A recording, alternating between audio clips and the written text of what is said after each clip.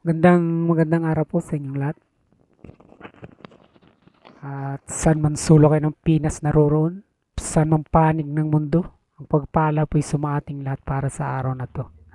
Nagpupugay pong muli si Makatang Tambay ng puhunan logic ng buhay. Pa-subscribe po kung bago ka pa lang. At siyempre marami tayong mga napanood na mga reaksyon, lalong-lalo na ng mga anti-Duterte, ng formal na i-announce at sabihin ni Vice President Sara Duterte na siya nga itatakbo ngayong darating na presidential election ngayon 2028. At unang-una na nga rito si Larry Gadon, sabi nga niya handa siyang tumakbo pero hindi handa ang taong bayan na tanggapin siya para maging Pangulo ng Pilipinas ngayong darating na election sa 2028.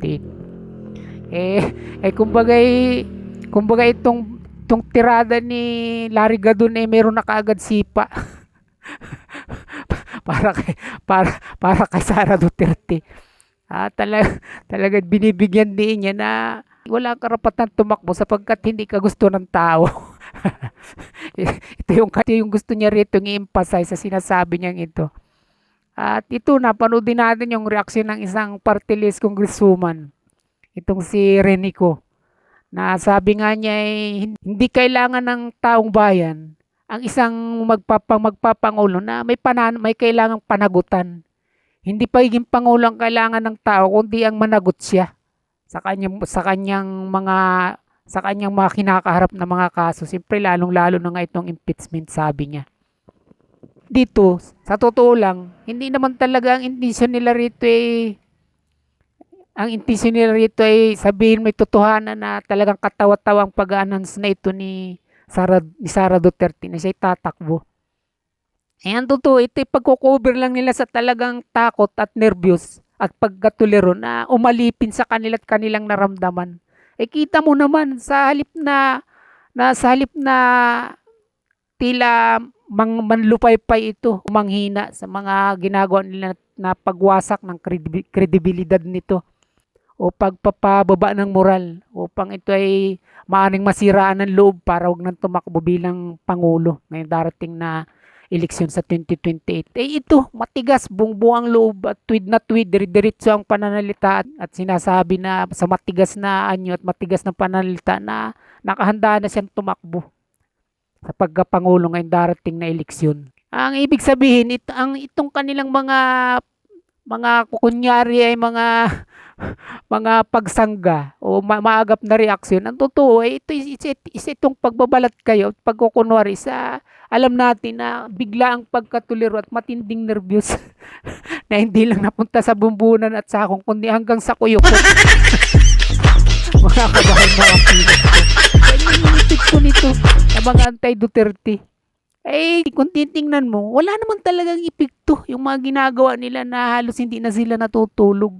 Kung paano lamang sirain ang diskarte nito. Na kumbaga, masisira na ito sa taong bayan at lalong-lalo na yung mismong mga desisyon nito. Kung ito nga'y tatakbo, hindi.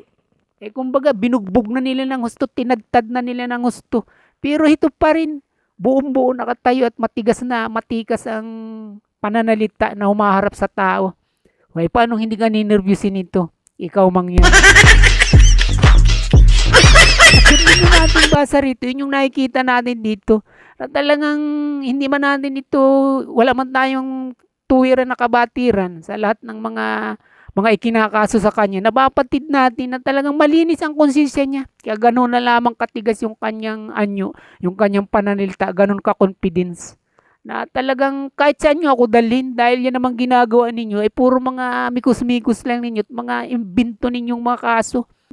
Sa hinaba-haba natin nanonood sa mga ginagawa nilang attacking ito, sa mga investigasyon lalong-lalo niya sa Kongreso, nakikita natin talaga na yung mga kasama rin nilang umaamin na itong ginagawa nilang pag-atake kay Sara Duterte, isang uri na talaga ng pambabastos. Wala nang paggalang para lamang maisakatuparan nila yung kanilang mga gusto o kanilang mithiin na ito nga tuluyang pabagsakin, pahinain sa magitan ng pagtutulong-tulong nila. Kasama na rito yung dilawan siyempre. O at ito, sa kabilang lahat, ito matikas na tumatay pa rin sa harapan ng taong bayan, lalong-lalo na sa kanila na napagtalakay ng kanyang impeachment na inihain niya sa Kongreso, ganito pa rin siya katibay, ganito pa rin siya katatag, at ganito pa rin katiwala sa kanyang sarili na talagang itong mga pinapatunayan niya lang ng mga sinasabi niyang ito at pagharap niya parati sa taong bayan na wala talaga siya ritong kasalanan at walang mapipiga rito ang mga umuusig sa kanya na tuluyan siyang impeach at makonvict. Mga kabayan, mga kapinas ko, ito yung ating basa sa katigasan na ito ng kanyang mga ng anyo at sa kanyang mga pananalitang ito. Paano hindi ka ninervyusin ito kung ikaw yung anti-Duterte at ikaw yung posibleng tamaan kung sakali nga ito maupo at mananalo bilang Pangulo? May mga listahan ng lumabas kung sino itong mga posibleng talagang makaranas ng parusa at ng ika nga ay ngit-ngit ng agila. Ay, ang haba nun. Talagang ang unang-unang nakita ko ron lalong-lalo na ito si Anticler, siyempre diyan unang ito pamilyar sa atin talaga na umaatake at saka si Trillanes. At marami pa doon yung mga dating sekretary din ni PRRD, siyempre ang sama ng loob dito ni Sara Duterte katulad na itong ni Eduardo Anyo. Ang tagal nitong kasama ni dating Pangulong Duterte bilang DILG secretary, 6 na taon pagkatapos ito kasama siya sa pag-trader dito kung paano ito mapapadala sa dahig. Naroon ang pangalan nito at itong mga iniisa-isa ko lang itong mga personalidad na pamilyar sa akin. Nakita ko rin ang mga panahon na yun. Na talagang ako rin nga mismo, sabi ko, tao ito ni Duterte pero ganito kung walang hiyain yung dating amo niya. Samantalang kung naging katulad na lang sana ito ni Solicitor General na si Minardo Guevara, hindi ba tao din ito ni PRRD? Na umbagay gumitna na lang siya. Ganun dapat ang ginawa nito ni Eduardo Anyo. Hindi, kitang-kita natin nakasabot talaga siya, nakipagkaisas talaga siya para matapon sa dahig si dating Pangulong Duterte, itong dating niyang amo, dating niyang boss. At itong mga pangalang ito, ang haba ng listahan nito. At ngayon, sa ganito katikas na mga pananalita at pahayag ni Sara Duterte na siya ngay tatakbo, pag hindi ka naman nervous dito, ano na lamang sa'yo. O, di ba?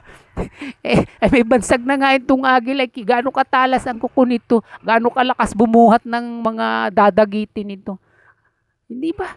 At gaano katalas ng tuka nito? Talagang parang kahit ang buong katawan mo, kayang butasin ng matalas na tuka nito. Ito yung simbolo ni Sara Duterte. Paano hindi ka dito ninervyusin, mga kabayan, mga kapinas ko? At ito nakikita natin na pinapatunayan niya sa taong bayan. Pinapatunayan niya sa mga kalaban niyang ito na nananatili akong nakatayo kahit anong gawin ninyo. Hindi ba't siya rin mismo nagpahayag na mas masakit pa raw maiwan ng boyfriend kaysa ang mimpit dyan sa Kongreso. Isa itong pagpapatunay na ganun talaga siya katiwala sa kanyang sarili na siya kayang nakakilala siyempre na itong lahat ng ginagawa sa kanya ay akusasyon. Wala talaga itong basehan at wala siyang ginagawa ritong masama. Wala siya ritong kasalanan. At katulad din ng sinasabi ng iba bilang pagpuna sa kanya nang siya nang ipahayag nga niya na nakahanda ng tumakbo sa 2028 bilang Pangulo. Sabi nung iba bakit tatakbo ka? Ano bang nagawa mo? Yun na nga, sabihin na natin na walang nagawa. Kaya nga walang nagawa, wala pa siyang nananakaw na katulad ng bintang ng mga kumakalaban sa kanya, ng mga nagnanais na sirain siya at pabagsakin. Yun lamang, di makikita na natin na nagkakandabol-bol sila. Sasabihin, wala naman palang ginawa. Alam naman natin sa gobyerno, pag may ginawa ka natural, naran yung kurakot at nakaw mo. Samantalang kung wala kang ginagawa at wala ka naman pundong binibigay sa'yo, talagang wala ka pang mananakaw dito. Yun lang ang logic doon. Yun ang sagot ko doon sa mga pumabatikos at pumupuna na lakas ng loob mong tumakbo. Sabi nung isang nagko-comment doon, wala ka pa namang nagpapatuloy, wala ka pang nagagawa. Siyempre alam natin ito katulad din ng mga ibang mga politiko na gigil kay Sara Duterte. Isa rin itong nininervyos na maaring kahantungan kung totoo nga na maluluklok at maupo ito bilang Pangulo.